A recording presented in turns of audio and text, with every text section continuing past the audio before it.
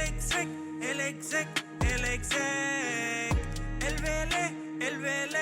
Vélez. El fenómeno que todos quieren ser. El chamaquito que no pueden entender. How we doing, guys? How we doing? Episode 85 of El Exec Talk podcast. I'm your host, El Velez. Back at it again here on the channel. If you're hearing on the podcast, how you doing? Welcome, listeners. Quick things here and there before we get into the meat and potatoes of this episode, which is going to be kind of a little bit all over the place. You know, granted, all of them are kind of all over the place. You know, this is like a loose scheme that my mind just makes up. But there's certain things we're going to hit on. The first thing I want to hit on, something that I find very annoying that has been happening the last few years with the top prospects of the NFL. We're hearing Caleb Williams is not even going to do any drills. We're hearing Marvin Harrison is not going to run or do any drills. What are we doing? Why? Why are we doing this? Like, listen, look at your top guys in the league right now. Tell me which one didn't go to the combine and didn't perform. Patrick Mahomes did every single on-field workout. Jamar Chase ran. Justin Jefferson ran. DK ran. Christian McCaffrey ran. Derrick Henry ran. Like, the guys that you look up to, Tom Brady, Peyton Manning, Eli Manning, no matter if you're slow, no matter if you're fast, no matter if you're going to be explosive, no matter if you're going to be a mid-tier athlete, a low-tier athlete, everybody has gone through the combine. Yeah, there's some exceptions here and there, but mostly overall, the top guys have gone to the combine. Why? Well, it's not just because the medical staff is there. They could see how you run, how you move in person instead of just looking at tape. They don't just meet you for 15 minutes and you meet with every single team. There's not just every agent, every GM. This is the first time that fans that, okay, let's say you don't play for Ohio State. Let's say you play for, all right, Jaden Daniels old school, Arizona State. Let's say you play for a Pac-12 team, RIP the Pac-12, but the Pac-12 of old that, you know, you play for Colorado and people didn't see your games. You know, this is the first time for fans to get an eye on you in an element where it's like very controlled. It's for eyes, but the numbers mean something. What do I mean by that? A combine performance, as much as some of you guys say, oh, it doesn't mean anything, it doesn't account for anything. Listen, the combine premises is this. One is medical. That was the main reason it was created, just so there's no false narratives about knee injuries and stuff like every medical staff for every team doctor is at the combine.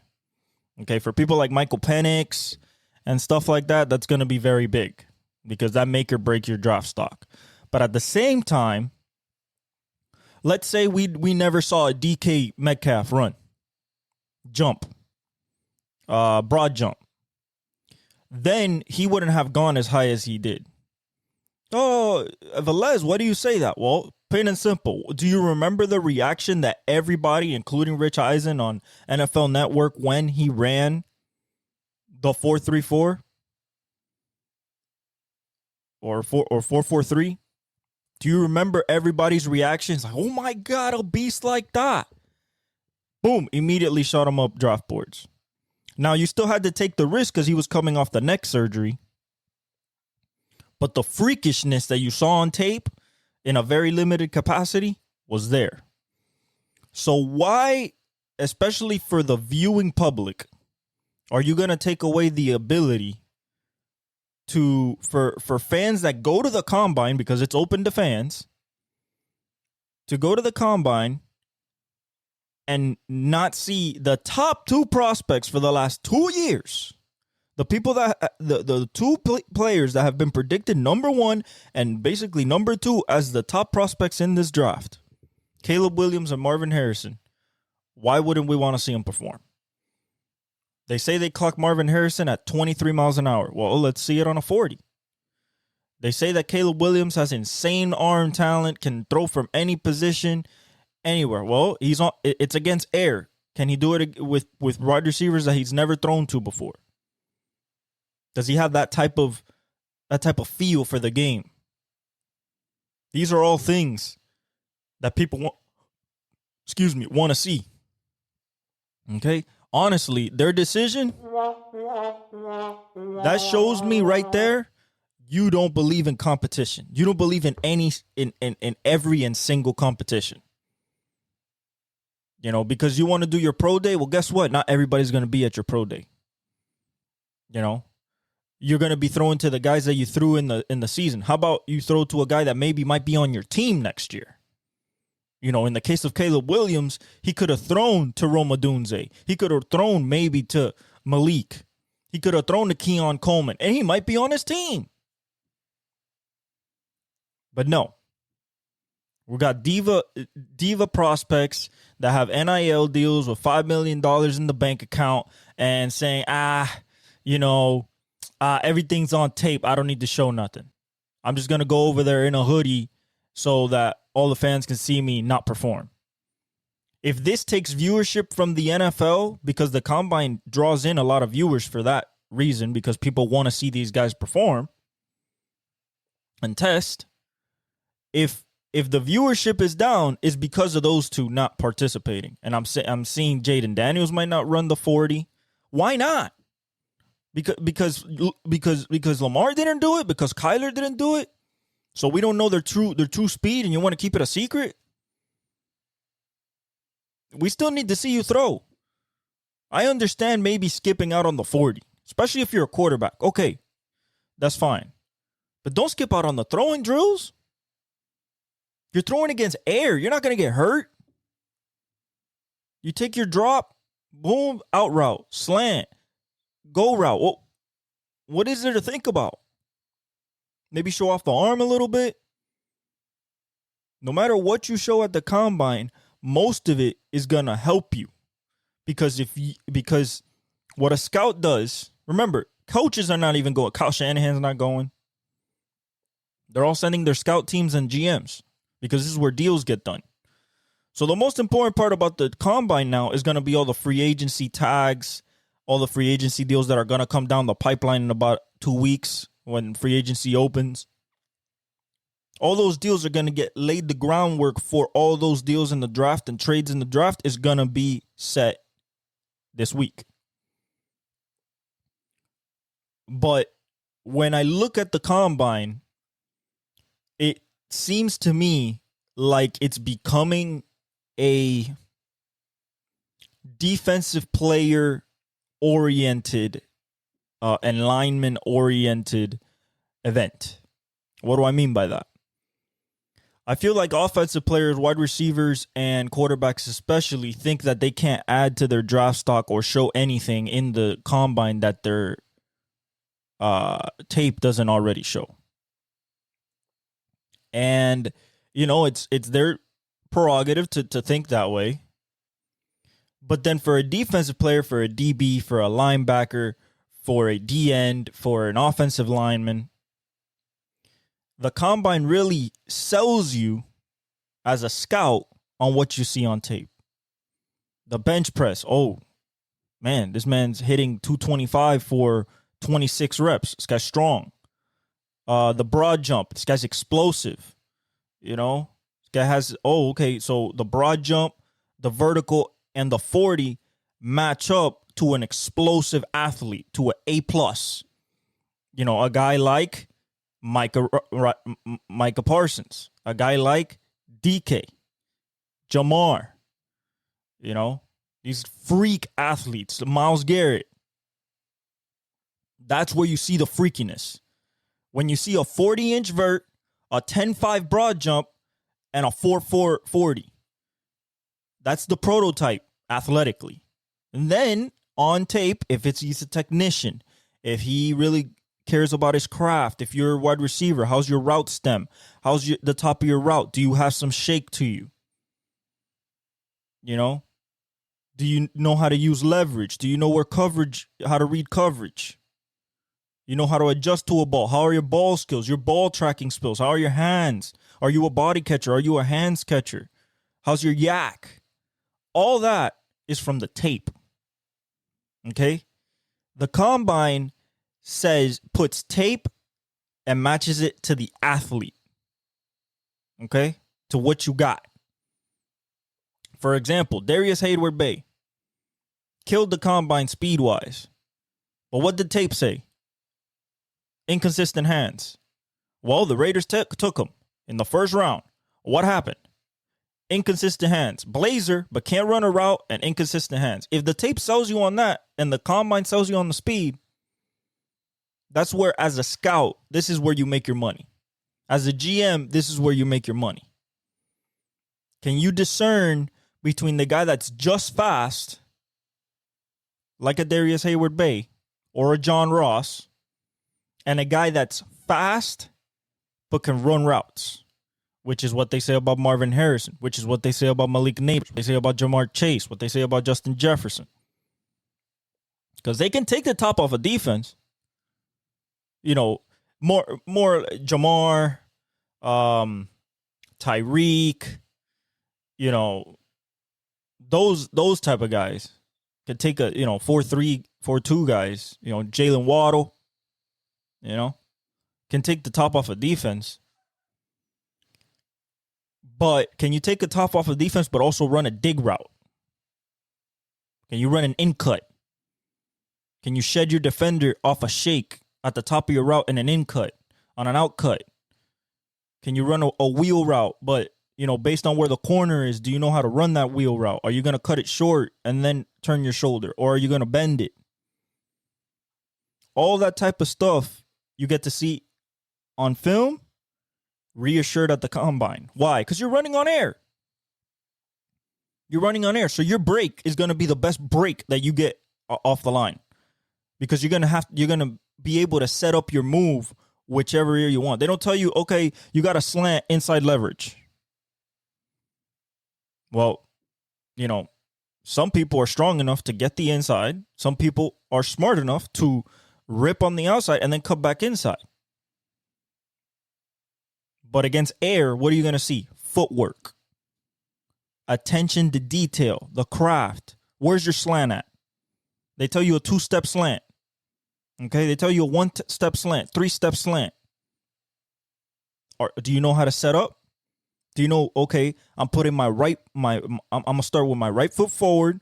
So when I get to my 4th step, I can plant and boom, I'm there. Ball's out. Quarterbacks. You don't got no progressions. What do you got? Processing speed and accuracy. Well, Velez, why do you say processing speed if they don't have to read anything? Well, how fast can you diagnose the route and throw it? And then accuracy is like, where do you put that ball? Do you put that ball in the hands? Do you put that ball at the hip? Do you put that ball behind 6 inches? Do you put it in front? Because all that matters at the next level. Where you're going, those windows are that tight. You miss a ball by 6 inches, might be a pick 6. You put the ball in front, might get picked. You might get your receiver killed because you have him in the air trying to catch a ball outside his frame. And a safety or a linebacker crunches him. All that you learn, you can learn at the combine. Why is it more defensive oriented? I'll tell you why. Because to me, for example, the cornerback drills.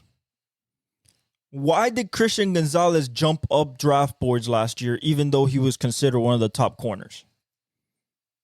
The smoothness of his hips. How he ran the drills effortlessly. Like a Derwin James. Like a Jalen Ramsey. This is where you see guys that are natural at the position. That didn't learn the position, but this is what they're supposed to be. A guy like Rashawn Slater. What does workout say? Smooth operator as a tackle. Great kick step, great balance. What does the circle drill for DNs teach you? Can you bend? How good is your bend? Can you use your length to your advantage? Aiden Hutchinson. You know what I'm saying? This is where the true freaks come out. Trayvon Walker killed the combine. Was not as consistent on tape. That's why the Trent Baalke pick at number 1 was so controversial, having Aiden Hutchinson too. Having a polished, also freak at number 2 for the Detroit Lions, and he's a franchise player. He's a game wrecker. What's Trayvon Walker doing? Still looking for that big pop season. Why? Because the scouting department and the GM, Trent Baalke, which goes after freaks and has done it before, instead of looking at production, ability to learn, for example, that Georgia defense was so good when the Trayvon Walker year was so good because they had Davis, Carter, Walker, Devontae Wyatt. I mean, that was an NFL D-line. A first-round NFL D-line all the way through 8 deep. He barely got on the field. It was spotted snaps. What does that tell you? I don't know if he could play every down. I don't know if he's an every down DN. Can he win consistently? Juxtaposed to Aiden Hutchinson. What does the tape tell you? Consistent pass rush. Pass rush win rate. Elite bend. Technician with his hands. And a freak of strength. Okay, that's more consistent. And then when you go to the combine, he kills the combine. All right, well, I can make that my number 2 pick if he's there. And it translates to success. Now, all this is encompassing that you get the right guy mental-wise. Because you could have a freak. You could have a guy that produced. But then you look at the level of competition he's producing against. Then you talk to his high school coaches. You talk to his mom, his parents, his family, people at the school that he was at, his coaches, his teammates. What is he up here? Is he the type of guy that goes in first, gets out last? Is he a Marvin Harrison where he goes before practice, he hits the jugs, practice, and then another 200 balls off the jugs? That type of work ethic is what makes a player great and you take a risk on a top 5 pick. The tape sells you on the player's ability. The combine reassures the athlete that you're seeing on tape. If you don't show it at the combine, why do it at your pro day when it's even less eyes? That tells me you don't want the spotlight. If you trip on your 40-yard dash, you're going to get down on yourself. You know? If you don't jump your broad jump how you wanted to, you're going to get down on yourself. You're going to be disappointed. Pout. Not being enthusiastic. Right? Everybody here is the best this year. Okay? Caleb, Marvin. Yeah, you're going to get eyes on you. But guess what? Your first play, your first game, you don't think there's going to be eyes on you? Both of them are going to be nationally televised. And the first formation, first play of the game, when they first touch the ball, what are they going to do before the snap even happens? Outside, number 4 pick, Marvin Harrison Jr., of course, the son of the legendary Colts wide receiver, Marvin Harrison Jr., at quarterback, number 1 pick, Caleb Williams, the former 2022 Heisman Trophy winner, and the guy that is seen as the Bears' savior. That's what game 1, play 1 is gonna be said by every broadcaster, whoever is the one that calls your game. And you better hope it's not a America's Game of the Week. You better hope it's not a Sunday night football game, because even more eyes are gonna be on you. Oh, Marvin Harrison catches his first pass as an NFL receiver. Caleb Williams, first completion. First of many. We hope. That's what it's going to be. So guess what? You've already played in front of Ohio State for 2 years. The top dog. You've already been a Heisman. You've already been a Blackoff Award winner. What does it cost you to put on a show, not just for yourself to prove yourself. Oh yeah, I am the biggest dog in this yard, but for the fans, for the people that are coming to see you play, you perform. That's my gripe on it. I feel like they should.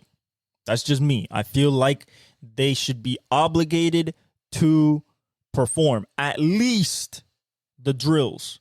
Don't give me a 40. You don't want to give me a vert. Some people don't want to give me a bench. Some people don't want to give me a broad jump, a 3-cone. Okay. But at least let me see you throw, catch, move, slide, bend, run. You know? That's all I ask. I feel like if viewership is down this year and the commish sees that,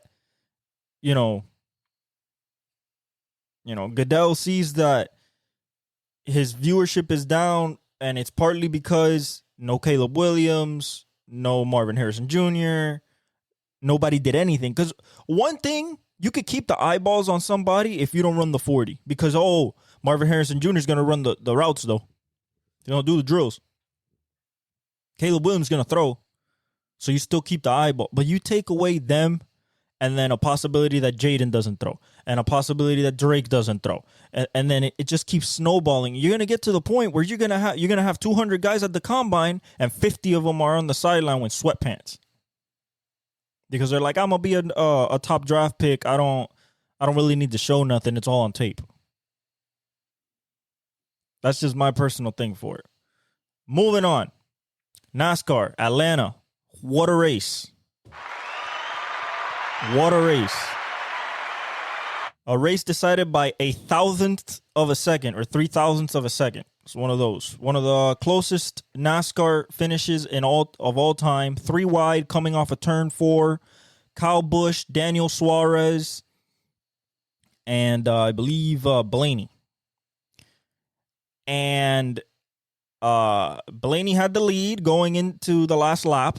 It was a shit show of a race when it comes to cautions. I mean, Atlanta really runs like a super speedway. It's only a mile and a half. A super speedway is 2.5 miles like Talladega and like Daytona. But the way it runs, the way it drafts, it's very Daytona, Talladega-like. And I like it because these cars are on the edge of pure disaster or pure glory every single lap. And we saw that. So lap 1, we get a crash. A pretty big one, knocks out pretty big players, including Christopher Bell and Tyler Reddick. And so you get people knocked out.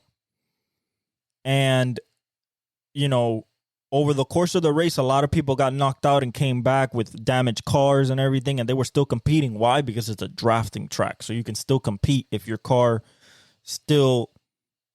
Basically, if you don't have a hole in the front of your car, or you're missing, your bumper, your splitter, you can still patch it up and still compete if the engine's still working at proper full order and the car itself is relatively intact structurally. A lot of risk taken, not a lot of risk averted. Kyle Busch was being aggressive, Logano, Kyle Larson. The guys wanted to win. That's what you want to see. Really competitive racing. But let's get to the last lap. Blaney clears off of turn 4 to take the white flag. He has Kyle Busch and Daniel Suarez second and third. Heading into turn 1, he keeps the lead. No really challenge. It looks like he's going to win. It looks like he's going to hold them off. The back straight comes, and you see a little bit of momentum coming from Kyle Busch. He gets a little bit of a push coming from Kyle Busch. And then on the outside, Daniel Suarez. You get into turn 3, and Kyle Busch starts making a move with the momentum he's coming, and he splits him because Daniel Suarez is on the outside. He splits him, and in the middle of turn 3, they're 3 wide, side by side, coming out of turn 4. Okay? going into the front stretch. And it stayed side by side, nose to nose, 3 cars all the way to the line. And it was by a thousandth of a second, which is basically a drag racing type of winning margin. Talking about something like this. And it was an incredible race to see. Shout out Daniel Suarez on his second win ever to Trackhouse Racing. He stayed clean all day. His car was pretty clean. Kyle Busch got third. Blaney got second. Kyle Busch is going to Las Vegas now, his home track, this upcoming weekend. It was a great race, exciting, and I'm very, very excited to see how the rest of the season keeps going. 2 Chevys back-to-back. Interesting because who's dominated qualifying and most of the races are Fords. So far, the domination has been by Fords. Todd Gilliland and Michael McDowell led a lot. Front Row Motorsports led the most that they've ever led in a race ever in this race. But in a drafting track, 1 caution shakes up the whole field, 1 pit stop, and you got 3 big boys. You got the defending champion Dave Blaney. You got another champ and legend in Kyle Busch, and then you got a young international star in Daniel Suarez duking it out the last lap, and it was amazing to see. So shout out to Daniel Suarez from Monterrey, Mexico. Orale, way! On that win, it was incredible to see. So can't wait for Las Vegas. Let's get a little bit into Formula One. First race weekend, Bahrain. We got practice on Thursday. We got qualifying Friday. We got the race on Sunday. Going from pre-testing, preseason testing, how it ended, it looks like it's going to be Verstappen. And I say Verstappen because I feel like Checo is just not at his pace level because the car was made and tailored towards Max Verstappen. So I'm going to say Verstappen, Ferrari, Mercedes, McLaren. That's what I believe. That's what I saw coming from preseason testing. Now, this doesn't mean that that's what it's going to be. You can have developments through practice that the Mercedes find speed, McLaren finds speed, maybe an upgrade package out of nowhere that we don't see. We don't know how these cars are actually going to turn up on Thursday for practice.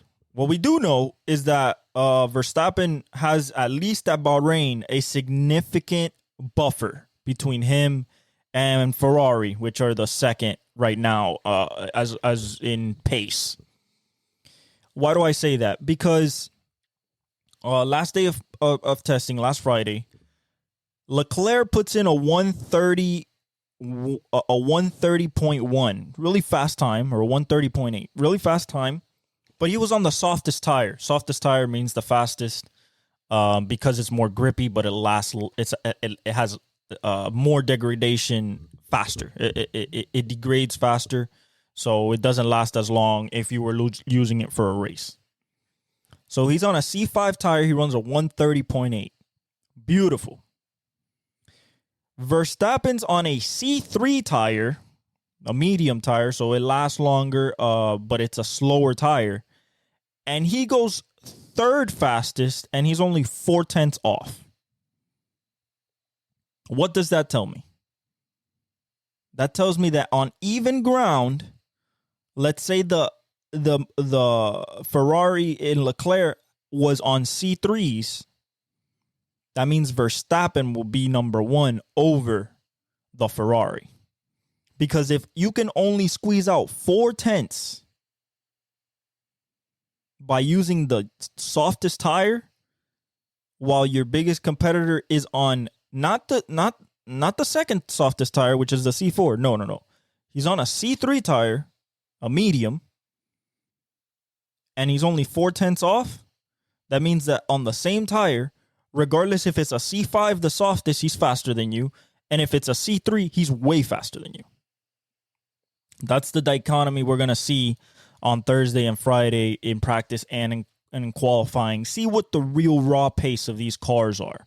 I'm really encouraged by what I see from Aston Martin and Fernando Alonso. I feel like Lando has a shot to win his first Grand Prix this year for McLaren. And the midfield, when you think about RB, when you think about Kick Sauber, when you think when you think about, Haas is going to be in the back, Williams, I think that overall we're gonna have more competitive racing, but we also have the propensity to get Verstappen 15 seconds ahead of the field in lap 10, especially at Bahrain, because that's where they practice and pre-test, and the car looks really good. And also, it is rumored, not known but rumored, that they weren't using the most aggressive engine mapping, which is an engine mode based on power, how much power you want delivering and stuff like that. So that means speed. And it seemed like Max was not really pushing. Seems like he was just going through the motions. The car's smooth. He was happy with it. All the Red Bull guys seemed very enthusiastic, let's say, kind of doing a number like this at the rest of the field, and the rest of the field kind of felt that way because the emotion around the paddock during preseason testing was we still got some catching up to do. If not, we lost the championship already, and we're waiting for 2025, where Red Bull still has a one-up until 2026 when there's a brand new car for the whole series. Regulation change. The car's going to get smaller, back to like the 2000s, 90s type of size where they can race at Monaco and be so we'll see when those regulations change, when Lewis is going to be at Ferrari. Lewis goes to Ferrari next year, so he might have to deal with Max Verstappen while he's in a Ferrari and not winning. But overall, it's an encouraging sign for every team that no car broke down. So reliability is good for every car, which is something to say about Formula One, especially in preseason testing. When the last few years, you've had Haas break down, McLaren break down, Alfa Romeo break down, which is now Kick Sauber. You've had a lot of cars just break. Williams, gears, their gearbox just break apart. There's been so many things that has put out red flags in preseason testing, not allowed people to get the running in. Everybody ran at least 200 to 300 laps in this test. The highest running over 400, which I believe was Haas, because they wanted to find long run pace. They didn't care about qualifying. They wanted to find a pace for the race that won't leave them 19th and 20th for 24 races.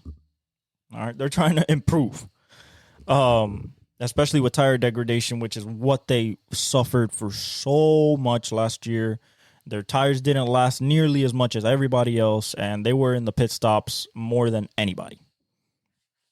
So I'm excited for Bahrain, but I'm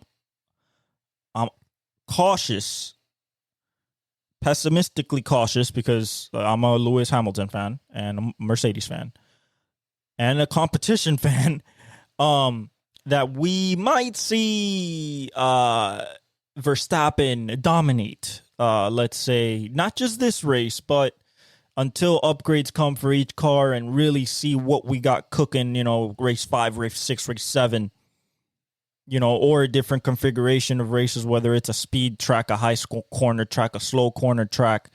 I would love to see what these cars do at Suzuka, Monza, Spa, the Red Bull Ring, Mexico, Miami, Las Vegas. These are all different type of tracks. Baku in the street circuit. So I would like to see how these cars develop. But everybody's on a platform where they can make jumps throughout the season. Nobody's stuck, I believe.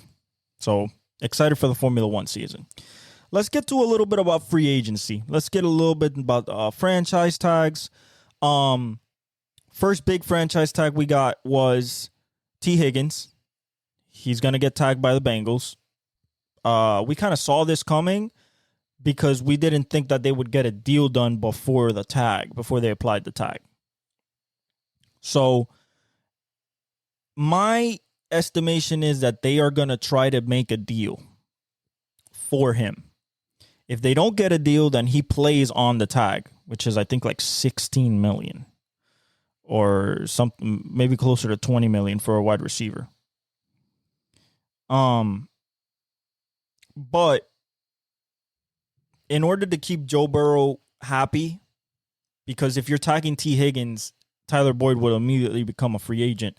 You can draft somebody in the draft if you want, first round, to replace Tyler Boyd. There is talent there at that position, so I don't think that you have to go out searching for a Calvin Ridley or anything like that to go pay for a third receiver. But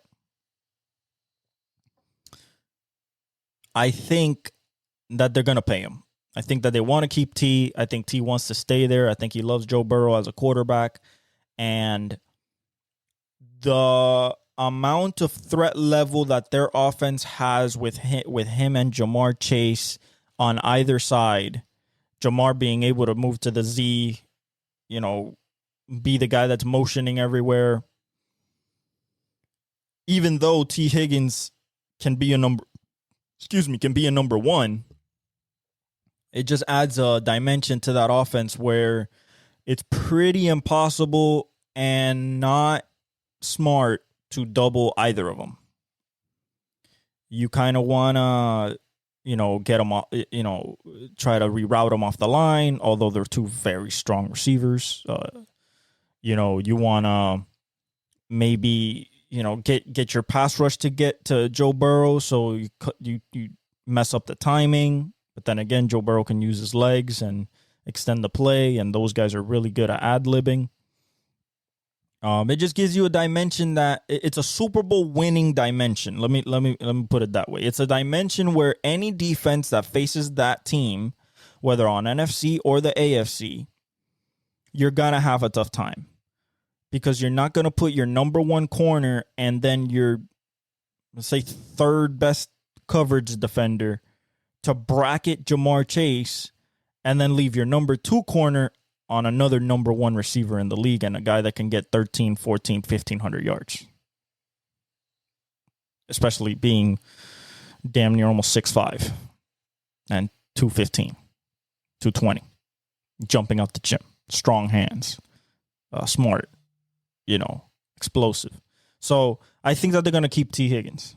Okay. Now let's get through this list of the top free agents. Chris Jones. They have to tag him. They're not going to. They're going to get a multi-year deal done with him. They're going to get the money from Pat's contract. They'll restructure it and probably give Pat an advance, an advance on his contract to lower the salary cap number so that they can pay. They have to pay Chris Jones $30 million a year. He's proven it. 3-time Super Bowl champ, has been an integral part of every single Super Bowl team. Every team that team has been a part of. He is the leader of that defense. He's the guy that makes it run. And I just don't think you're going to lose. You want to lose a first ballot Hall of Fame, one of the greatest D tackles hybrids of all time, because you can't scrounge up the money with this salary cap that went up $30 million. That's something else we have to talk about. It went from 238 to 255, or 233 to 255. So that gives teams more wiggle room. That's because of the media deal kicking in, and they made more revenue than they thought last year, which was evident because the viewership was insanely up, and just like it's been the last few years, and the coverage was incredible. And because of C.J. Stroud and all the rookies doing great and everybody wanted to see him and Mahomes, and, the NFL's going up right now. Still.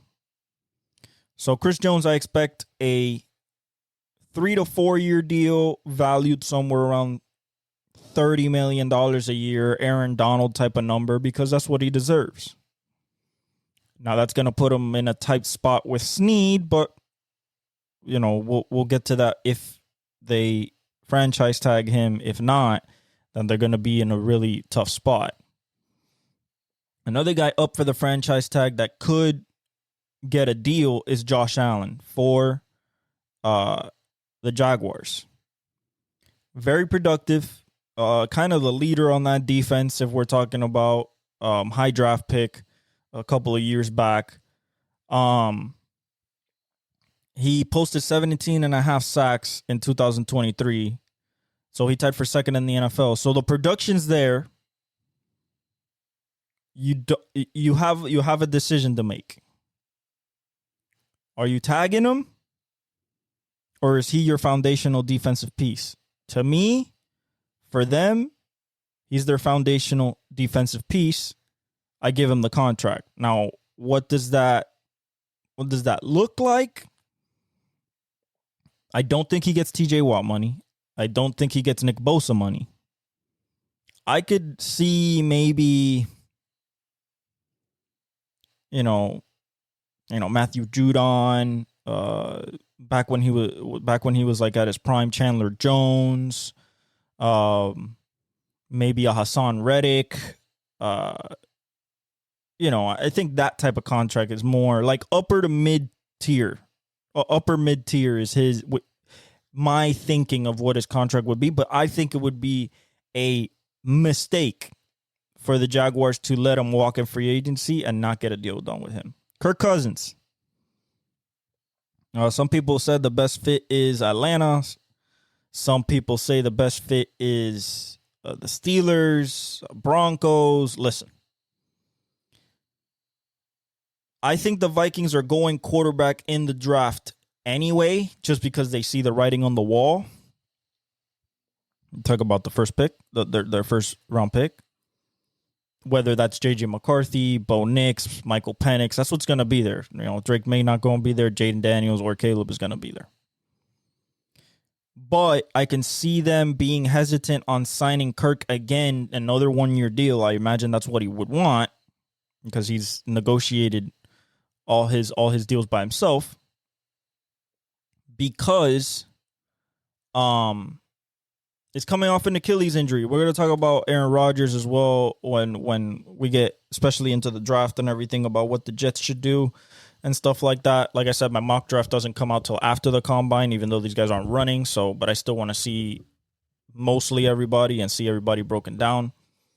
I think that they should go quarterback. And if I'm being honest,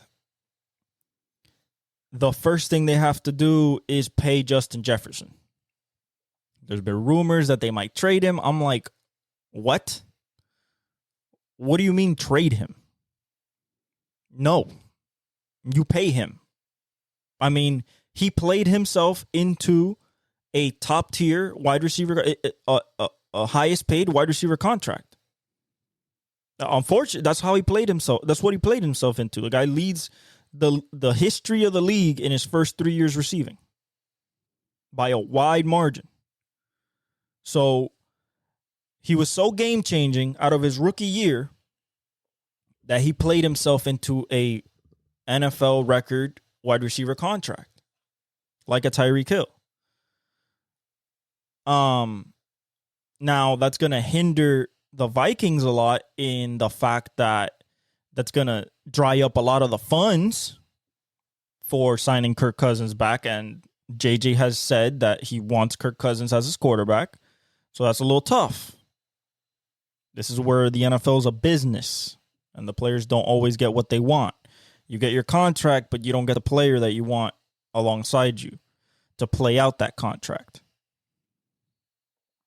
Overall, I think that they'll find a way to keep him, but I would be cautiously looking at this if I'm a Vikings fan, because coming off an Achilles injury,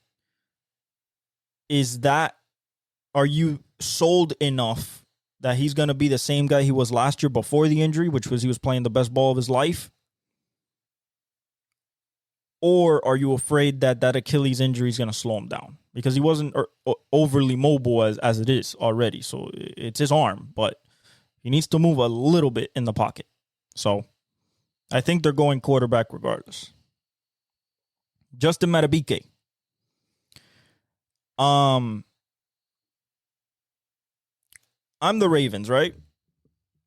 And I've proven to myself over decades at this point that I can draft defensive linemen.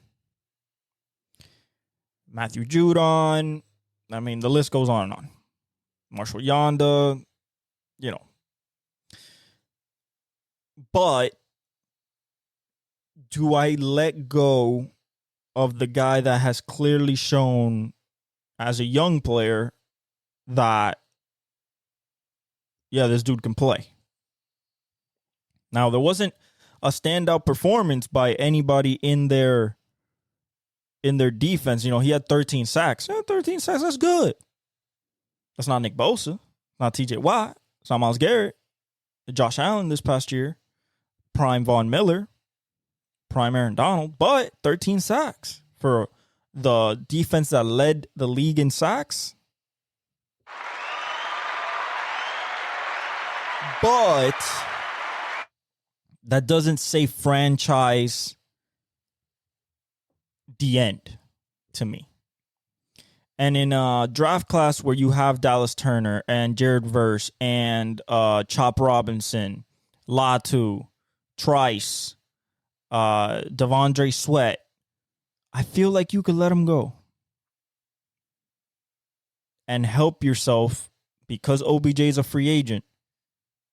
Maybe help yourself in the draft, and then in free agency, maybe bring in another weapon.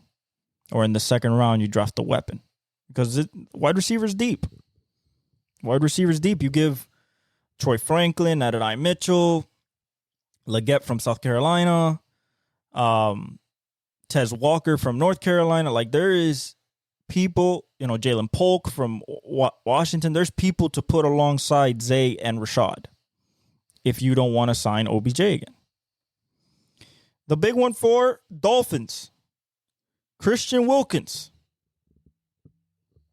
In my humble opinion, we got to tag him. Because as a D tackle, he had 9 sacks, 35 pressures, and 68 tackles. I think that overall, we need that anchor, and he is that anchor. He is our Quinnen Williams, our Sexy Dexy, Dexter Lawrence, Aaron Donald, Chris Jones. He's that guy for us, for the Dolphins. We cannot let him go and then still, how most of our projections are going in the draft Latu from UCLA at the end. Because then we'll still have a big ass hole in the middle, and we can't stop the run. We can't get interior pressure, and everybody in the AFC is going to cook us alive because we're going to take too long to get to the quarterback, and the middle of the line is going to be soft. So I think that we have to sign Christian. We let go of X. Okay. Smith should be working into his own after last year. Let's hope so. At corner. But I believe that Christian Wilkins is a key piece, just like Jalen Ramsey, just like Jalen Phillips, Holland. I think that those guys are the ones that we have to keep on that defensive side of the ball. If we don't keep them, we're going to have a problem. Unless we draft like Devondre Sweat in the draft or something like that. Brian Burns. Most likely to me, he's 6th on this list as like top free agents. To me, by eye test and what I like from a D end, I think he's going to be the biggest impact player on whatever team he goes to. if he goes anywhere. I don't think Spider-Man goes anywhere. They're going to tag him, and then they're going to pay him. Because if they let him go, there is nothing on that defense besides Frankie Louvu and J.C. Horn that frankly comes close to the caliber of player that Brian Burns is. Brian Burns is a game wrecker. Now, they haven't won a lot of games because their offense is doo-doo, dog water, doo-doo, poo-poo, foo-foo. Okay? Not necessarily Bryce's fault. He has to grow. You know, he needs weapons. We all know this, etc. But Brian Burns is that guy on the edge. Elite bend, elite length, elite power, elite speed. He's shown it. If I'm Carolina, I have to keep him. Kind of in the same vein of like Chris Jones and Christian Wilkins for us in the Dolphins. Have to keep him. It's a non-negotiable. Have to keep him. Why? Because he is the guy that tilts the offense towards you as a defensive play caller. He's the guy that allows you to run aggressive blitzes. He's the guy that allows you to maybe play 4 down linemen and play coverage because of his gravity as a D end. Now, he can get better, but he's pretty darn good right now. We talked about T. Higgins. Danielle Hunter. This is just a veteran edge. 16.5 sacks in 2023. Four forced fumbles. This is a player that is not going to go back to the Vikings. And is going to be a veteran edge that's going to be part and be signed to a veteran staff, probably of a contender.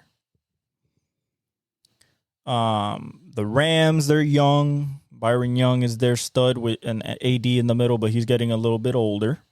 That would be a good addition there. Shaq Barrett is leaving Tampa. That would be a good fit there, but he's also a veteran, so it's a veteran for a veteran. Doesn't make sense.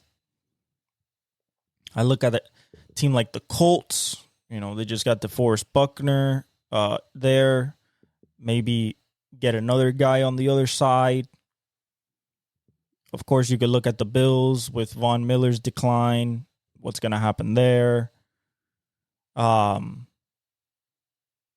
know, a guy, the Patriots with Gerard Mayo, he could go over there. So I think he's just going to be a veteran piece that's going to add to either a contending core or a rebuilding young team that's just going to pay him for production. One of the best cornerbacks in this free agency, Jalen Johnson from the Bears. I think he's staying there. I don't see why you would let go of your number one corner when you drafted him. He's in the same vein as he's played at the level of Sauce Gardner and you know, and these guys at the top that are young, but they're really good. Not necessarily Sauce or Trayvon Diggs, but he's really good in coverage and he's locked down. And for a Bears defense that got better as the year went on, especially towards the end, after the acquisition of Montez Sweat, I think that he is one of the key pieces that you have to keep because your whole draft is rebuilding the offense. At least the first 2 picks. Your number 1 pick and your number 9 pick is going to be quarterback and receiver. And if it's not quarterback and receiver, something's going on. You should have, at the end of the first 10 picks of the draft, you should have Caleb Williams.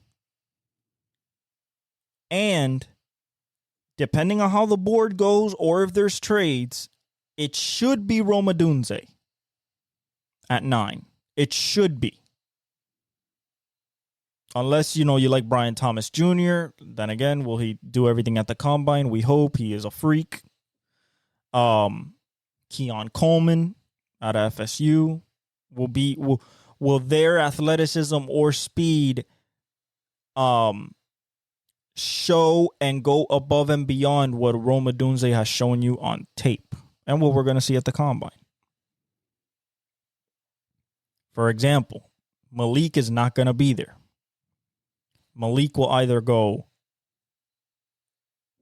6 to the Giants, unless they take JJ McCarthy.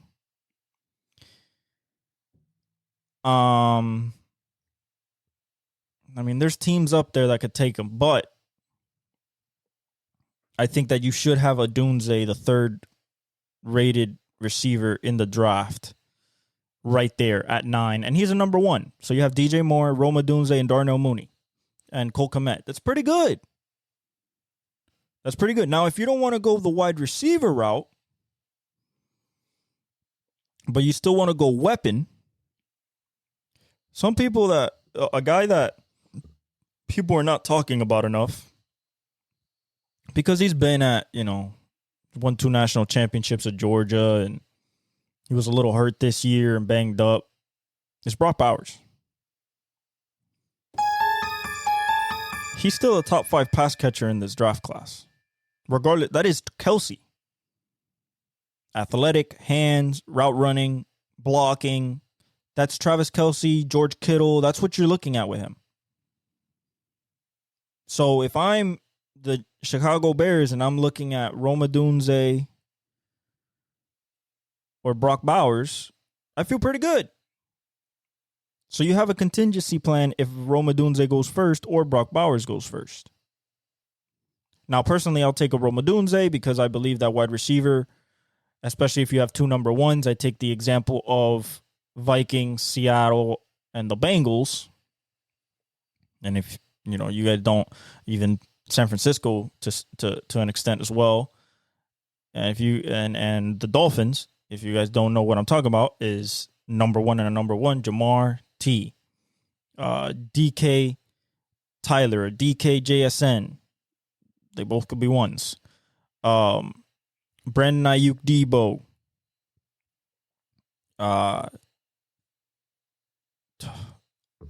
Jordan Addison, JJ. These are all number 1 pairs. These are all number 1 pairings. This is not a number 1, not a number 2. This is both number 1s that they can both produce at a number 1 level. We saw Jordan Addison take over when JJ was hurt last year with poor quarterback play.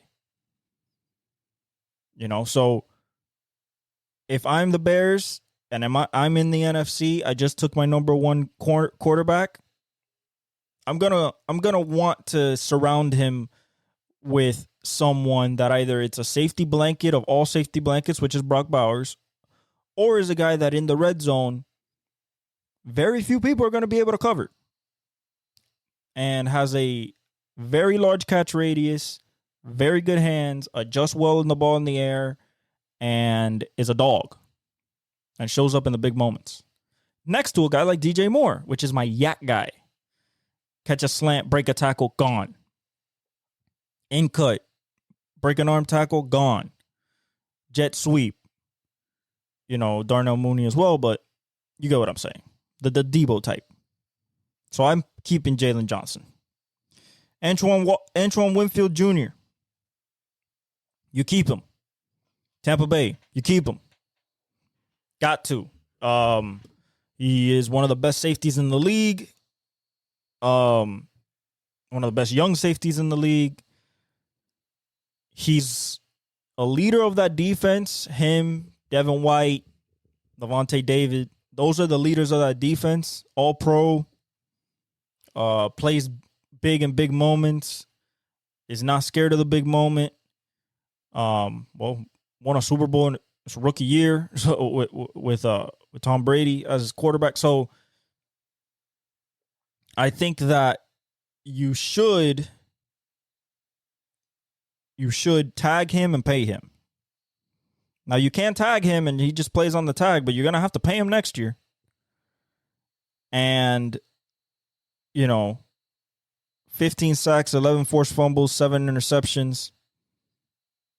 You know, as a young player entering his physical prime, yeah, you got to keep that guy. That's like a Jerwin James. That's like a Jalen Ramsey. Like, you can put him anywhere, and he's gonna thrive. So you got to keep that playmaker back there. That's your star position. So those are some free agents. L'Jarius Sneed, we talked about. They have to keep him, but can they with the money? Mike Evans, he's going somewhere. No, it's not going to be the Chiefs. They're not going to pay him unless he wants to take a pay cut. And I'm talking about a hefty pay cut. Some team will pay him $25 million a year. You're like, Velez, he's about to be 30. He's about to be 30, still runs away from defenses, 10 straight 1,000-yard seasons, and it doesn't look like he's slowing down. Oh, and he plays. He rarely gets hurt. And he's played with every single quarterback situation that you can think of, whether it's Boo Boo Kachu, the GOAT, or Baker Mayfield, which is kind of in the middle. So, you know, he's going to produce regardless, a la Brandon Cooks.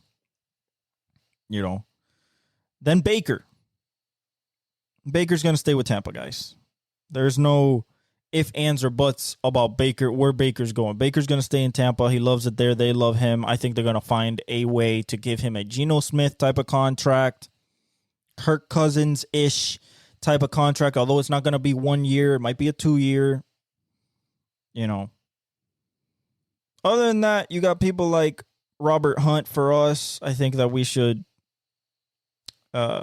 definitely upgrade the offensive line. Chase Young, who knows what happens, you know. I'm looking at teams that really enjoy their DN. So Ravens, he already went to the 49ers. If they don't keep him, you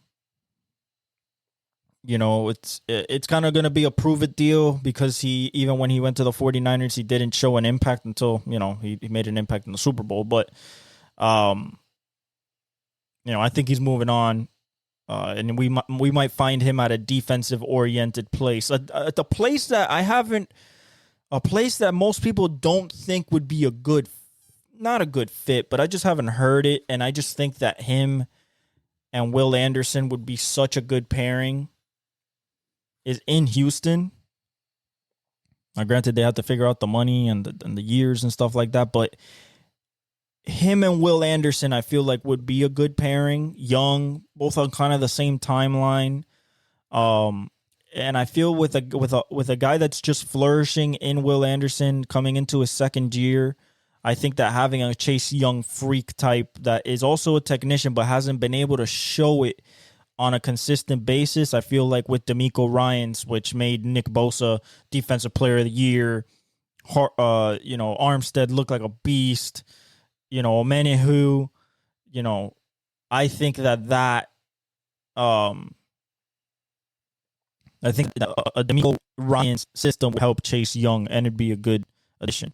Leonard Williams, Michael Pittman Jr. is going to be the biggest wide receiver because of his youth, and this guy is going to catch everything you throw to him, high target, high football IQ, getting better and better. But he's number one. He's a number one target monster, like a Cooper Kupp, like a JJ. You know, not at that caliber. He is that caliber of pass catcher, of wide receiver. He is a guy that I could see go, if the Bills want to make a push, I mean a big push, imagine him and Stephon Diggs. He's also a guy that I could see Dallas go after to put at their number 2, CeeDee Lamb and Michael Pittman. The Chiefs would be a team, but it comes down to the contract. Now, he is a target monster, so him and Kelsey would work, but I feel like the Chiefs really want that consistent deep threat. That's why I think Trey Franklin out of Oregon, the receiver, the speedy receiver, which we'll know how he runs at the Combine. Hopefully he runs in the low 4.3s. That's what people are expecting. Is the guy that they're thinking of going there. That's what's getting mocked to them is Troy Franklin at pick 32. But if they're not thinking of going wide receiver and they're thinking of maybe upgrading the wide receiving core through the free agency, I don't think a guy like Mike Evans is attainable, but maybe playing with Patrick Mahomes is enough of a sell. Michael Pittman maybe lower his number. Oh, this is second contract, so he's gonna ask premium money, and I don't blame him for it. Go get your bread. A guy that's interesting that most people won't think of, but if he does move to a team that features him, you will see the impact this upcoming year immediately, is Bryce Huff, the edge from the Jets. And the reason I say that is because every single time this guy's on the field, he is making a play from the edge position. Has elite bend, elite speed, can bull rush if he wants to, speed rush. He has some moves. He can get better, but he is constantly going after the quarterback, elite motor, good tackler. So if he's a guy that goes, for example, right, Chase Young leaves the San Francisco 49ers, I see the San Francisco 49ers giving him a 3-year deal. Just to put another guy next to Nick Bosa. I could see, again, the Bills, Von Miller, if that doesn't work out, Bryce Huff, young stud, next to Ed Oliver. The Patriots, next to Matthew Judon. There's certain places that just seem like that's where they would. Cincinnati, if they don't play Hubbard, but they put him against next to Trey Hendrickson, that would be a good fit. Matabike leaves, bring in Bryce Huff for the Ravens. There's other places, but those are the places that I'm really looking at that he would make a big impact. Or he could just stay in New York, but then he has Jermaine Johnson, and of course you have Quentin Williams in the middle, and you have Will McDonald coming into his own in his second year next year, so who knows how many snaps he's going to get. So it's very crowded there, so I could see him leaving just because he is that type of player and people will pay for him. Tyron Smith, I expect him to either retire or go to a real contender. I think that Tyler Smith is going to move to that offensive tackle spot for the Cowboys. Maybe he takes over a Jawan Taylor at the Chiefs, something like that. Who knows? A guy, why did I say Chase Young for a good fit in Houston? Because Jonathan Grenard is free agent. And he's a really nice edge, really good young edge. Now, you can say to me, why don't you just keep Grenard, pay him, somewhat a little bit, and you keep Will Anderson and him together. Well, there's two sides to this. Do you want to pay a player because you're comfortable with him and he's been producing for you and everything like that? Or do you chase upside? For example, let's say it's not a Chase Young. Let's say Brian Burns, Bryce Huff. All young, all shown elite talent, especially Brian Burns, has shown elite talent, elite production. Bring him in again with Will Anderson. That's just a thought. Grenard could be out of there. Excuse me. And then the last one we're going to talk about is Calvin Ridley. Listen, I liked the acquisition of Calvin Ridley, but I don't know if he was either in football shape or he was fully mentally there this last year. I'm willing to give him one more year to prove himself with Trevor Lawrence. However, that's not going to stop me from drafting a wide receiver. I'm sorry. It's not going to stop me from drafting a wide receiver. It's not going to stop me from drafting if Brock Bowers is there of where I'm at the draft order. Let's look at the draft order right now very quickly. Just to see what we're looking at draft wise for you know. So we got Chicago at 1, Washington 2, New England. I think is going to go quarterback. Arizona, I don't think they'll trade the pick. They're going Marvin Harrison Jr. The Chargers could go Malik Neighbors or Joe Walt. I think they're going Malik Neighbors. New York Giants are the first one that you think about. Can they go J.J. McCarthy if they like Bo Nix? Or are they going to go with Joe Alt and reassure that offensive line? Tennessee Titans, probably going to go offensive line with Fashanu or somebody like that. Atlanta Falcons is another J.J. McCarthy team that has been slated. But if they get Justin Fields, I could see them taking, Rome. Not Rome. This might be the first defensive player that goes off the board. If not Fuaga, the tackle.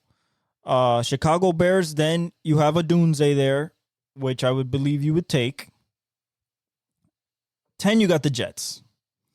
Now, depending on how this rundown goes, picks-wise, and it all starts this week because if Justin Fields gets traded tomorrow or during the Combine and the trade's done, everybody knows that Caleb is going 1. So based on that is how everybody else draft boards falls. If they don't trade Justin, then that number 1 pick is up for grabs. Unless they take Marvin Harrison Jr., which is also possible, but I don't think they should. Vikings are another quarterback kind of needy team that could be looking at a Bo Nix, Michael Penix, depending on how they do with the Combine and the medicals and all that. Denver's another quarterback needy team that they would need. Las Vegas is another quarterback needy team. So we got 13, 12, 11, 10. All quarterback needy teams. After the first three quarterbacks are done, and possibly J.J. McCarthy at Atlanta Falcons if they don't get Justin Fields. Or New York Giants if they like him a lot. If they like him a lot. I mean, because Daniel Jones supposedly still their number 1 option, at least for next year. New Orleans, another quarterback needy team, although they have Derek Carr, I think, for the next year or two. Signed through 2026. Indianapolis, this is where you're going to start seeing defense. This is where you're going to start seeing more of your offensive linemen.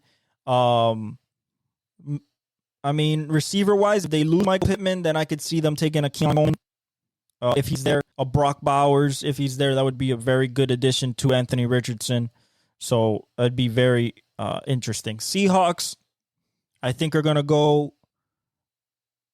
Either they look at Michael Penix, they look at Bo Nix, or they go safe and they go Braylon Trice, Devondre Sweat. Defenses, they shore up that defensive line. Jacksonville Jaguars at 17. At 17, you can have anybody from, depending on how the draft board falls, at weapons. You can have Brock Bowers, Keon Coleman, Xavier Worthy, Adonai Mitchell. That's what you're looking at. Franklin, that's what you're looking at. Tez Walker, that's what you're looking at there. You're not going to leak. You're not going to get a doomsday, but you get the next best thing. Personally, for the sake of Trevor Lawrence's sanity, I have Evan Ingram, but I would like a Brock Bowers. He can play outside. He can play tight end. He can play Z. He can play everywhere. I can motion him everywhere. He just catches the ball. He's a playmaker, yak guy, everything you want in a weapon. If you want to go for the vertical pop, well, what do you mean by vertical pop? Well, you have Zay Jones, you have Christian Kirk. Yes, they're speedy and everything. But if you want a guy to absolutely burn the defense, then you're looking at an Xavier Worthy, a Troy Franklin. Depending on how Keon Coleman runs in the combine, if he runs 4.4, then he'll probably go higher in the draft. So I don't think Keon will be there. If Brock Bowers is there, I take him.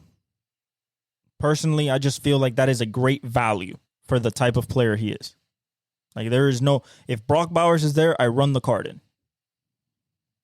And I take my chances at getting in free agency. If I lose Calvin Ridley, I go after a Michael Pittman. Or maybe I go after a Mike Evans. Something like that. If Brock is gone, or if you feel that Evan Ingram is your tight end of the future, then taking either Troy Franklin, Xavier Worthy, or Adonai Mitchell. Two of them are burners. Another one is a red zone threat. Adonai Mitchell, 6'4", 6'5", big, long, played at Georgia, won a national championship, played at Texas, played with Xavier Worthy. That's your red zone threat. That's your 50-50 ball guy. Then you got Xavier Worthy and Troy Franklin, who are your burners. Low 4.3, if not high 4.2s, burners. Nobody's catching them, and if they get behind the defense, throw it up there because that's where it's going. For Trevor Lawrence's arm strength and the way that they play offense based on the personnel that they have in Evan Ingram, in Christian Kirk, and Zay Jones, if they don't have a Calvin Ridley, I would much rather go if Brock Bowers is not there because he kind of breaks the rule because of his value. I would much rather go after the combine. I will feel a lot better about this, but I think I'm going Troy Franklin. Now, Xavier Worthy might show off, but he's smaller stature. So he's more like in size of Zay Flowers. He's just a speedy guy. He's like he's either 6 feet, 6'1", or 5'11". Speed. Has good ball tracking, but we'll see that in the combine more because the film is kind of up and down with him. And then Troy Franklin, who was sometimes the second or third best wide receiver in the country last year for Oregon. And a speedy receiver, and was their number one. So those are my options if I'm the Jaguars. That's what I'm thinking. They might come out of left field. Bulky might come out of left field and draft linebacker, safety, corner. I mean, they need some help everywhere, but I think getting Trevor a deep threat to stretch the field if Calvin Ridley is not coming back. Now, I would give Calvin Ridley another year, but the chemistry I saw was not there. The chemistry I wanted between him and Trevor was not there this past year. Maybe over this offseason it gets better, and maybe you can take Perrion Arnold or Nate Wiggins at the corner spot and be assured at that position, or maybe you can edge a Chop Robinson, take Trice, Devondre Sweat, and upgrade that D-line. Maybe you want an offensive tackle, or offensive lineman, center, or guard. But right now, I think that the best thing is to give him a deep threat. T. Higgins was his deep threat at Clemson. That was very effective. If you give him a deep threat, I think that he'll do great. Let's move on to the NBA. The NBA. And we're going to talk about a little bit, not just the standings, but we're going to get serious. Because we're in the second half of the season, this is where the last 27 games, 30 games, 25 games, whatever teams have left now, this is put up or shut up time. I'm looking at you, Boston. I'm looking at you, the Bucks. I'm looking at you, 76ers, Indiana, Minnesota, OKC, Clippers, Nuggets, Dallas, Pelicans, Cleveland, Knicks. I didn't say Miami in that because all we have to do is get to the dance and then we become a different playoff team from what we are in the regular season. So I'm going to leave Miami off of that. I know that put up or shut up time doesn't come for us till the playoffs. So let's go through the standings, but let's talk about the real contenders and what their strengths and weaknesses are if we're looking at possibly a conference final run. Boston. Listen, we're not going to talk about records or anything about this. We're going to talk about what I see when I see the teams play in the highlights and everything and how people get broken down. Boston has everything possible that they need to win a championship this year, except the discipline to go to the rim when it's necessary. Why is that important? Because when you get to a fight against a Knicks, a Bucks, beat with the 76ers, and Heat, when you get to rock fights, what is a rock fight? Well, shots aren't falling. It's a tough game. It's gritty. It's inside, rebounding, defense. That's rock fight. When you're fighting for every bucket, they are not strong enough to sustain offense in rock fights. What is the biggest thing about a rock fight? Shots aren't falling. What 50% of their shots, 46% of the shots they take, threes. In a rock fight, do you shoot threes? No, you do not shoot threes. You try to get middies. You try to get to the rim. You try to get fouled. That's what you do in rock fights. That's why Miami's great in rock fights. That's why Denver's good in a rock fight. Minnesota's good in a rock fight to some extent. Clippers are great in a rock fight. We haven't seen it from Milwaukee yet, but I think with Giannis and Dame, they'll be good in rock fights too. The Knicks are a rock fight team. The way they're built for rock fights. So for me, Boston they're built for the championship, but only if their threes are falling. Because they rely so heavy on it. And there's a reason why people have their doubts. People are like, oh, this is a serious team, man. One of the only, I think 13 teams in NBA history to have a plus 10 point differential, joining likes of the Warriors, the 90s Bulls, 70s, 80s Lakers, the greatest teams of all time. But too many threes. What happens when you shoot too many threes in the playoffs? What is the worst case scenario that happens? Guess what? It happened last year against the Miami Heat. It happened in the 2022 finals against the Warriors. The shots stop falling. You go cold. So you have a 10-point lead, but then you start getting cold, and the other team against you is used to rock fights. Is used to down gritty, getting midi, pull up, foul, ball movement, getting opportunistic buckets. Oh, failed defensive rotation, back cut, layup. All within the flow of a game where you can cut the tension with a knife. That's what a rock fight is.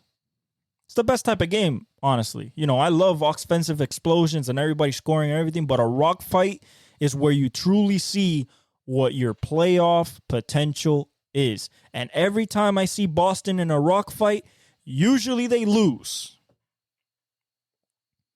Now, this is all barring and not mentioning the unicorn that they have on their team. He was the first unicorn. He's still called the unicorn, and that's Kristaps Porzingis. The way he spaces the floor and the way that he defends the rim gives them the dimension to possibly go through these offensive lulls and still survive at the end. But I'm looking at Tatum and Jaylen Brown. You are not judged by what you do in the regular season. You've been a top seed before and lost. Whether that's in the finals or the Eastern Conference Finals, have put up goose eggs, as in not the right performances at the right time. Jason Tatum, Jaylen Brown, guys are turnover machines. Now with Jrue Holiday, Derek White, Kristaps Porzingis, are we supposed to believe that all that is not susceptible to happen again? And I'm here to tell you, yes, it is susceptible to happen again, because guess what? I've seen it this year still. I've seen the lulls. I've seen the reluctance to go to the rim. The reluctance to go get a layup. I've seen transition threes with nobody covering. We're talking about 1-on-0. Have an open layup. Take a three, miss a three. off the bounce threes with 18 seconds left on the shot clock. Contested. You can make them, but in the playoffs, it's going to be a little bit more physical and you can miss them. You get a little tired. The legs can get tired. So for Boston, I believe that they can win the championship, but I still, in my contenders list, my number one will be Denver.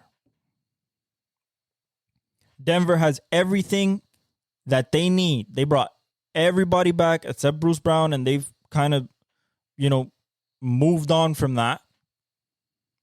They're deep, and their starting five is the most efficient starting five in the NBA.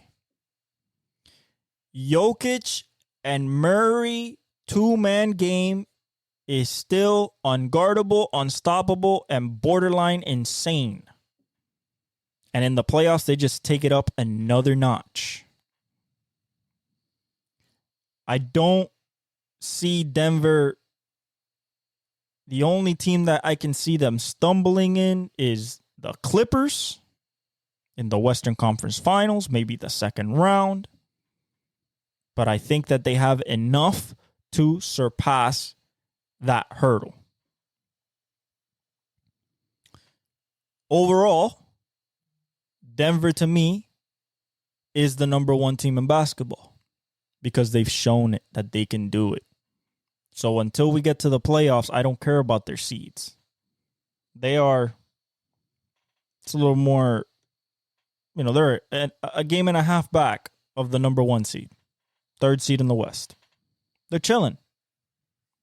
They just beat Golden State. They're chilling.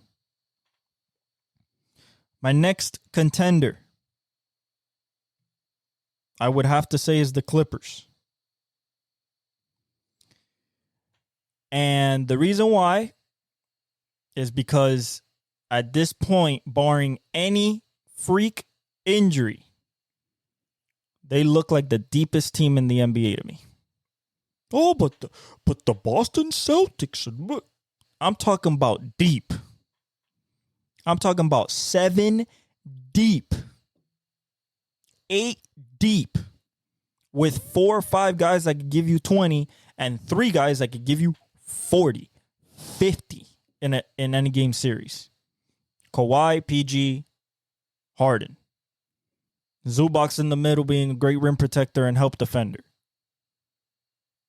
Norman Powell can get you 20 off the bench. 6 Man of the Year candidate. Russell Westbrook could get you a triple-double off the bench with elite defense. Trey Mann is a good defender and a pretty good offensive player. So when we talk about depth, which is what you want in the playoffs, scoring depth, defensive depth, length, they got all that. Coffee is a good young player, plays good within the system. So the Clippers are my second contender. Then comes Boston. There is no championship winning experience besides Drew Holiday. Drew Holiday is the only championship winning experience that you have on the team. Maybe Derek White with the Kawhi. Maybe it was his rookie year. I'm not sure. But by far it is Drew in the starting 5. The rest of the team. Look at the Clippers. Kawhi, Ty Lue. Championships. 2 for Kawhi, 2 finals MVPs, knows what it takes. Ty Lue with the Cavs. That says something.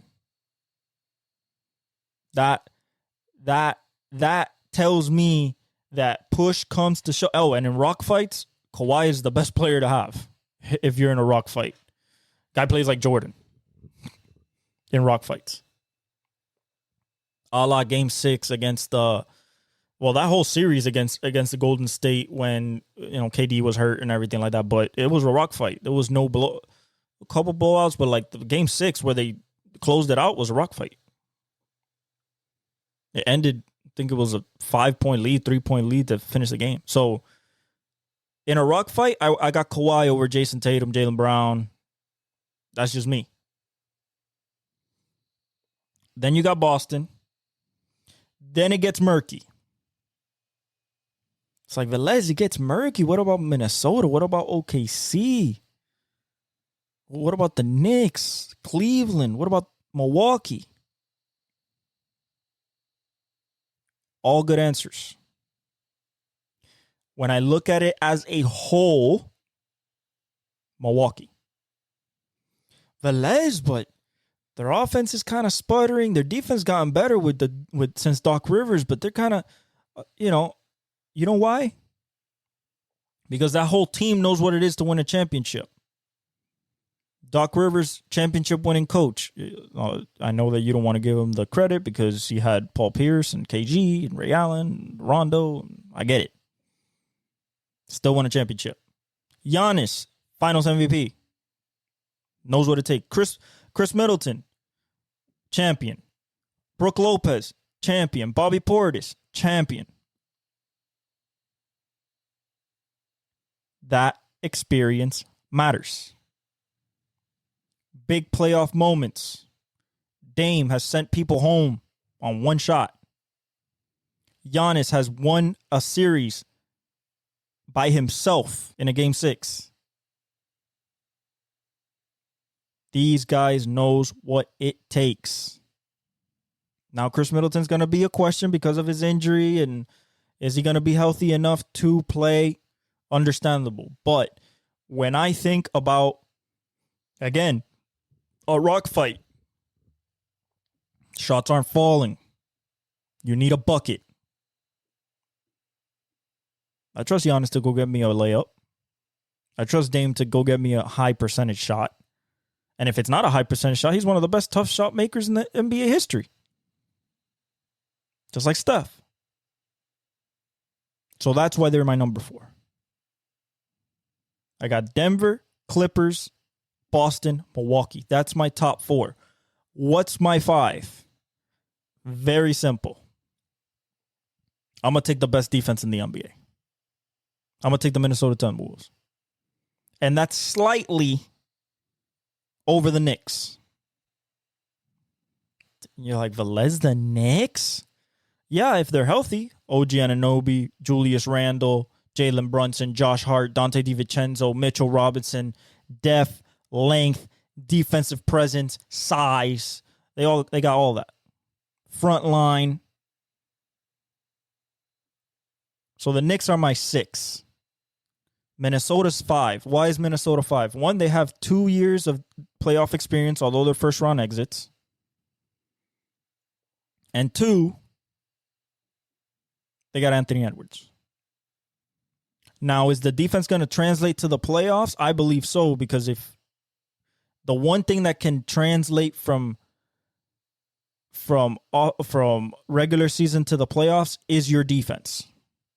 That's why every single champion, except I believe it was Denver last year, they were out of the top 5 in defensive rating, if not out of the top 10.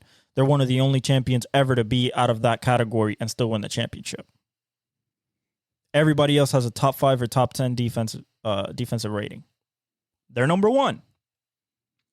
But the offense and everything. I'm not worried about the offense when I got Anthony Edwards in the playoffs, where he's averaging damn near 30 for his career, 28, 27.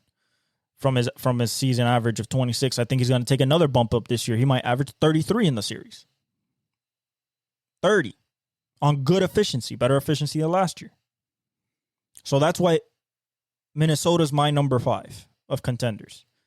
Rudy Gobert, Cat, Ant, McDaniel's going to be healthy. Naz Reid is going to be healthy.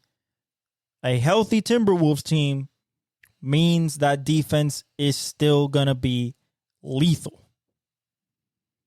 And most people might think, but I think Shea's better. I think Oklahoma City has a better overall lineup top to bottom. You might be right. But they've never even sniffed the playoffs. Playoff physicality, playoff intensity. The scouting reports get a lot more detailed. You need, I believe that Shea's going to be a champion one day, but you need to go through the growing pains in order to reach the mountaintop. There's a reason why most superstar players and legends of this league have won championships, besides Dwayne Wade in his third year, besides Kobe being with Shaq when he was 22, 26, 27, 28. Those are your prime championship winning years. Giannis won it at 26. Steph won it at 25. You know, Jokic won it at 27 last year. That's where those prime comes. That's why people are still holding out hope for Tatum, even though he's been in the league for 7 years, because he's 25. Well, Shea's 25. So to me, Shea's is 2 years away. Unless they get a crazy run this year, go to the Western Conference Finals and get beat by the Denver Nuggets, and then next year they're ready to take the leap. But I think that the playoff intensity and playoff defensive intensity, how the scouting reports are going to come after Chet, how they're going to come after J-Dub, how they're going to come after Shea, how focused on it's going to be, that the others are going to have to produce in big-time moments, I think that they're going to fall short. That's not a knock. They're actually arriving earlier than expected. That's my top 5. There is a small chance that Ant turns into prime MJ, prime Kobe this postseason. What do I mean by that? Well, he's 22. So on the timeline, it might be 3 years too early. But what he's been showing with this defense and the way that he can make shots, especially in the postseason, he's a big 6'6", 200-pound plus guard with elite athleticism, elite speed, ball handling, shooting ability. And that it factor, when it comes to big-time moments that he wants to be great, he wants to be the one taking the shot. But Minnesota's going to come down not to Ant. Minnesota's going to come down to what Cat and Rudy Gobert can do in the playoffs. I'm not worried about Ant. I've seen Ant perform last year, year before. They have a small chance to win it. Yes, win it all. Because Ant can go ballistic. He can show like, hey, I am the next one. I'm the next face of the NBA. I'm the one who's going to carry this league with Victor Wembanyama and Luka Doncic, but I'm going to be the American that. But they have a small chance. He's 22. So if they don't do it, that's okay. He's still young, really young. But this is going to be an MVP, a finals MVP, and I believe he'll be a multiple-time champ in the future. That's my top 5. Let's get to some stragglers here. People are probably going to ask me about, my Miami people are going to ask me, what about Miami? What about Philadelphia? What about Dallas, Pelicans, Phoenix? Of course, you guys Lakers fans. Let's start from the east side. Cleveland. Haven't shown me nothing. I don't care about your regular season.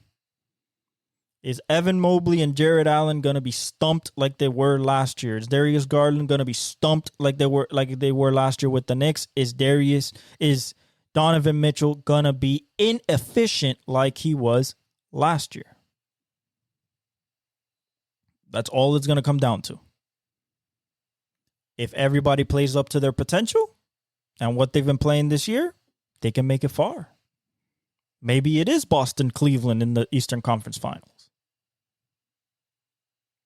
But I don't see them getting out of the second round even at their highest ceiling, because although their defense, I believe, is second, if not top 5,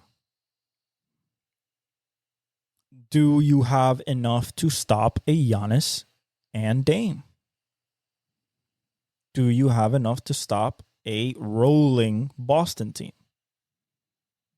Can you get in a rock fight with the same Knicks, except they have OG Anunoby, Julius Randle, Mitchell Robinson, everybody healthy, Dante Vincenzo shooting the shit out of the ball, Josh Hart, McBride, Hardenstein coming off the bench once Mitchell Robinson comes back? Can you accomplish more than you failed last year? Let's get to Miami. We're 6th right now, so we're out of the play-in. For us, it doesn't matter if we're in the play-in or out of the play-in. Granted, we'd rather be out of the play-in, and we know our matchup. Right now, it would be the Knicks. A rock fight. One that we won last year. But they didn't have OG Anunoby. And, no, actually, it's 3 versus 6. Milwaukee. So the same first round matchup as last year. Except this is a 3 and 6. Like I said with Miami, get us into the dance. We'll go from there. Jimmy, Triple J, Tyler Hero, Bam. Can Bam consistently hit the turnaround jumper since he doesn't want to attack the rim? Can Jimmy sustain the scoring prowess he did last year without losing his legs later in the playoff run? Is Tyler Hero the missing piece that we need in order to add to the scoring that Jimmy provides and therefore takes the load off of Jimmy in certain parts of a game? Can Triple J be as effective as he's been all year in being Jimmy Butler 2.0 with younger legs, higher vertical, and, good defense, good fundamentals? Can he score at the same level? Versus the Milwaukee Bucks in a first-round matchup with Damian Lillard. What happens? Well, you're hoping that Jimmy and Giannis cancel each other out, and then you're praying that Tyler can cancel out Dame. If you do that, then Triple J, I believe, can cancel out anybody else or outscore him. And Bam kills the spoils if he does a good job on Giannis, like he did last year. I trust in Spo. I trust in the defensive guru that he is. And I trust in Heat culture. So I'm not counting him out by any means. I'm just saying it's going to be a tough road. But we have a better team. So we'll see. And the others, of course. 76ers. Plain and simple. Is Joel Embiid going to be healthy? If he's healthy, is he playing at the same level that he was playing before, averaging basically 36 a game? Can he up that to 38? I know it sounds crazy, but in the playoffs, you can. Or is the foul baiting and the constant complaining for calls in the playoffs that hasn't worked before is gonna, like it did to James Harden, gonna affect his efficiency? And he's gonna prove him to everybody else what everybody's kind of been saying is he's not a playoff player. He looks for calls too much. And then with that size and how dominant he can be, that's why Shaq is disappointed every single playoff run with him, because he could be as dominant as Shaq. So that's their issue. Indiana, no defense. No defense. Orlando, too young. They're 8th right now. Too young. Too young Paolo, too young Franz, coaching, all the above. Kind of arriving earlier than expected. Although people expected them to be in the play-in, that's where they're at right now. But with Paolo in his second year, a little bit earlier than expected. Can they give First of all, can they get out of the plane? Absolutely. Can they give somebody a run for their money? Defensively, I don't think offensively they have the chops because they would have to face a Boston or a Cleveland, and offensively, those teams are superior. West, because I'm not going to talk about the Bulls or the Atlanta Hawks. They're non-factor. Phoenix. Is Bradley Beal going to be healthy?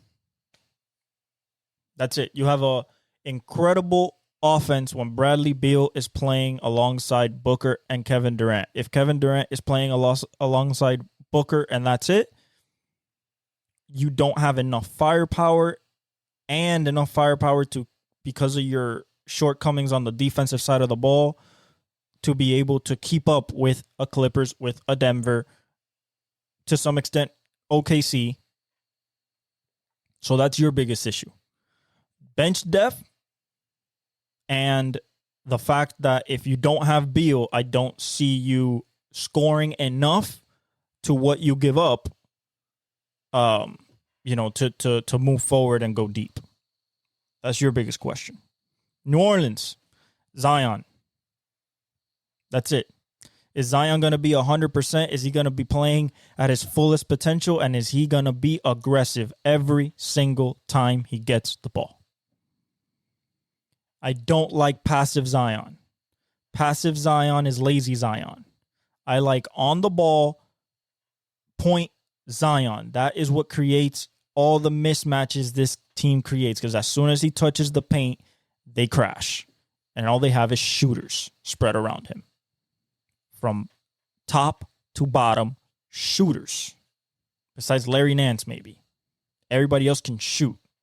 And some of them can shoot the shit out of the basketball. Jordan Hawkins, Trey Murphy, CJ McCollum, B.I., like Valanciunas, shoot the shit out of the ball. But Zion has to be point Zion and has to be aggressive. Has to look for his shot in the paint. Has to be active defensively.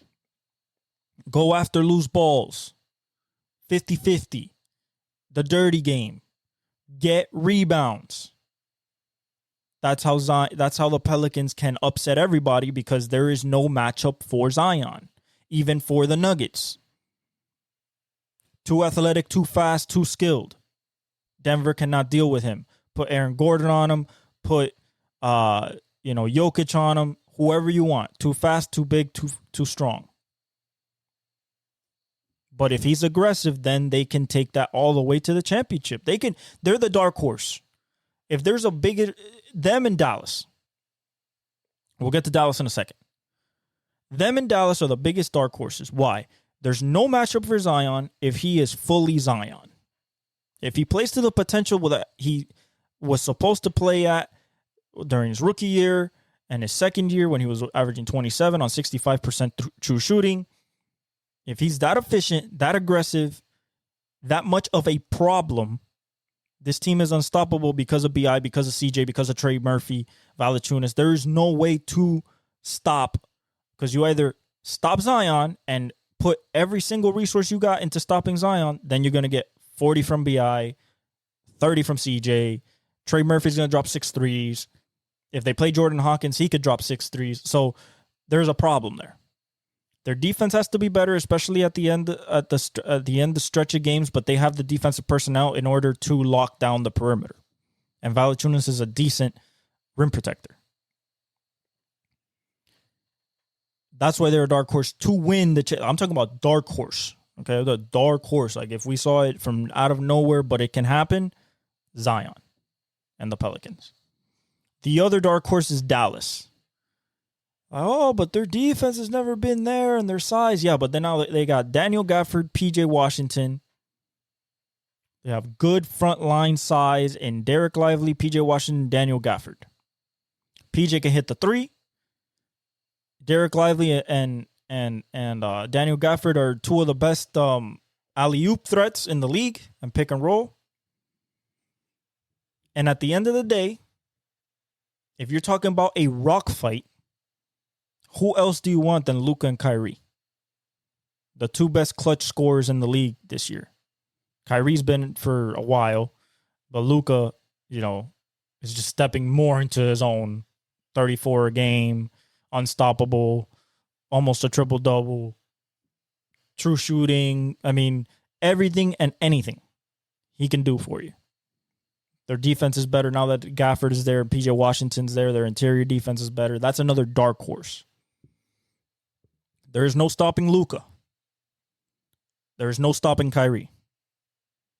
If you think you can stop him, you're not. You double Luka, he's going to kill you with the pass. You single coverage Luka, he's going to put 50 on you. Same thing with Kyrie. You allow Kyrie to get transition threes. You allow Kyrie to dance on you, get in the paint. He'll score 35 to 40. You double him, it's going to be the Luka show. A lot of Derek Lively flying. A lot of PJ Washington flying. A lot of Daniel Gafford. A lot of Josh Green threes. Hardaway Jr. If their defense sticks to above a top 15 defense, their offense can take them to the title. Because nobody can deal with that offense. Even Denver. You cannot. There's nobody in Denver that can cover both Kyrie and Luka, especially in the pick and roll. Too skilled on either side. Those are the two dark horses. Let's talk about the Lakers. Not enough shooting, a la Stephen A. Thank you for repeating this over and over and over and over again. It's finally sinking into America's and First Takes and ESPN's minds when they do an A block talking about the Lakers. Not enough offense. Can't beat Denver. Can't beat OKC. Can't beat Phoenix. Can't beat Pelicans. If it comes to an offensive battle, you're not going to be able to beat no one. No one. If somebody's hot, if the Clippers are hot, OKC, if Anthony Edwards is hot, because of your offensive shortcomings, if they get stops on you, you're not stopping them.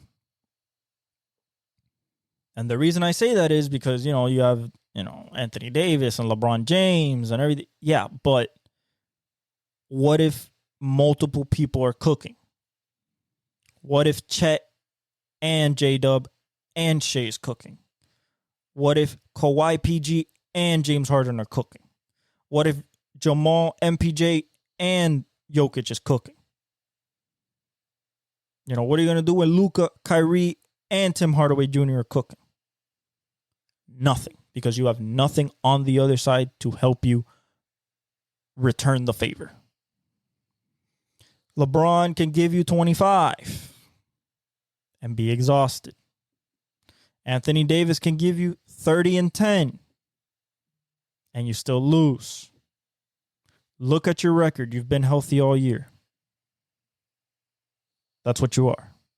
9th in the West. Golden State. You have figured out the lineup.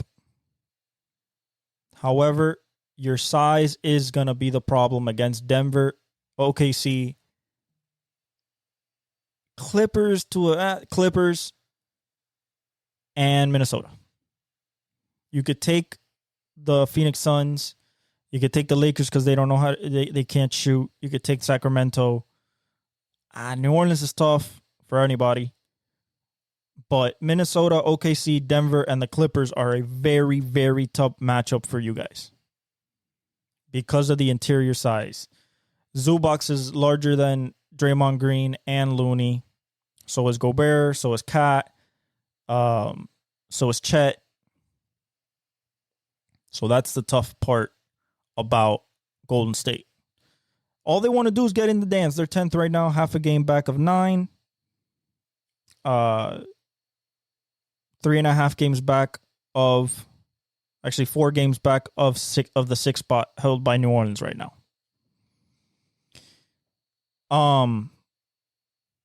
They can do it.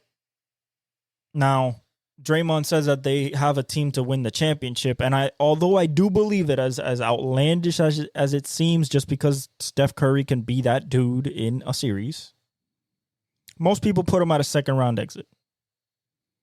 Probably against Denver or the Clippers. I'm not denying that Curry can turn on, but he's going to need Andrew Wiggins, Kuminga, and Klay to turn on with him.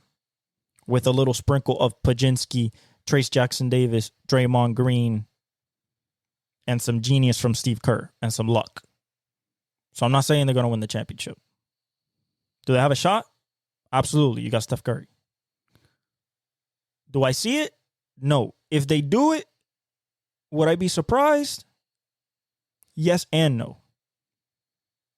We would have to have conversations about him and Kobe, because that's 5, and him and Magic, because that's 5. Now you're going to say the finals MVPs and all NBAs, all that. I get it. But, 5 rings is 5 rings. He'll be with Duncan, he'll be with Kobe, and he'll be with Magic. And then we'll talk about, whose era was it, because that means 5 to LeBron's 4. All that could be talked about, but we're not here in hypotheticals. I don't think they'll win the championship. If they do, I'll be surprised, but not really, just because it's Steph. But I think it's a second round exit. They just need to make it into the dance. They're going to try to get out the play-in. They've been playing well. They lost against the Nuggets. They had a lead, but then the Nuggets basically walked them down because of their size. They got hot, and, Curry did go 1 for 9 from 3. So those nights are not really going to happen. So they could have won that game, but, I digress there. Those are the teams that are in the mix. Gave you my top 5, which are the legit contenders.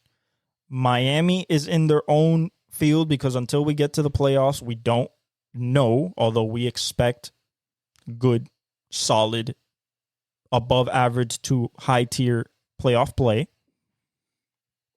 The Pelicans and the 76ers and Dallas are all dark horses because of their different, Embiid, Zion, and Dallas's defense.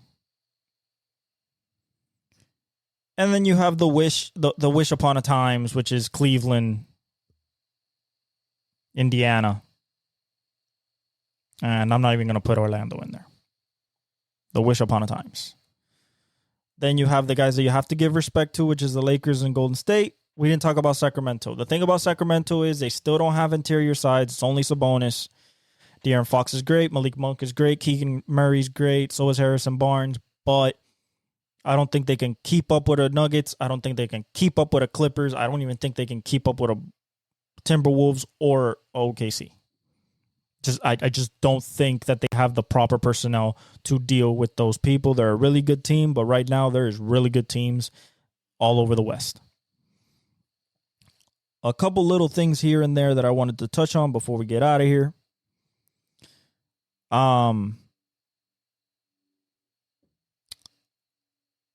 It's not even in the East, to be honest. I don't even know why I'm looking at the East. I just want to talk about Victor Wembanyama. I think him and Anthony Edwards are going to be the guys. Him, Anthony Edwards, and Luka. You might want to put Shea in there. Giannis is still in his championship winning years, but he's a little older. I'm talking about the next generation, truly. So I think the guys vying for the next 15 to 20 years of the NBA spotlight, championships, MVPs, greatest of their era, stuff like that, is Ant, Vic. Ant and Vic. Ant being the American face, Vic being the international face. Vic is only rookie since David Robinson. He was 24. Shaq, I think he was 22. To have a 5x5 game. What does that mean? You score 5 in at least 5 in every category. That means points, rebounds, assists, steals, and blocks. I believe he'll have a quadruple-double eventually, sooner rather than later. In 28 minutes, remember, we talked about this at the beginning of the season. We thought that maybe his minutes will increase. They have not. They still have him at 28.5. He's averaging 20, 10, and 3.3 blocks, leading the league with 3 assists, shooting 31% from 3, but I think that'll get better. He has a handle that he's shown off. He's an elite competitor, and he has not gotten hurt. He's played 51 games. This is what we're looking at. He just turned 20. Just turned 20 a couple weeks ago, a week ago. That's what we're looking at for the next 20 years. It's going to be him and Luka. Jokic is 29 or 28 this year. He won the championship at 27. Giannis is 28, 29. So those players, will be out while these guys are definitely still in their high primes, if not just winding down. Early 30s, mid 30s.